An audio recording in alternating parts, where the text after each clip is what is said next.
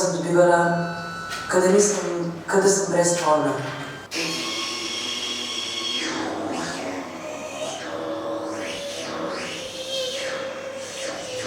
In on je recimo to začutil, da mi je nerodno, da pogleda, da vidi, da vse to, ampak on je to, ne vem, pač njemu je bilo to, mislim, on je to čisto neverjetno to sprejel in mu je bilo to tako lepo, kakor je bilo vse. Lahko rečemo, da je hendikepirana ženska diskriminirana vsaj dvakrat. Najprej kot hendikepirana,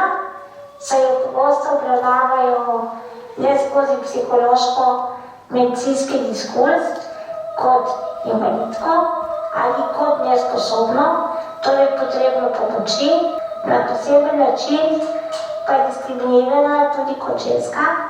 ki seveda nikoli ne more biti kot seksualni objekt ali kot objekt poželjenja in občudovanja, seksapila in skratka vse, kar temu pritiče,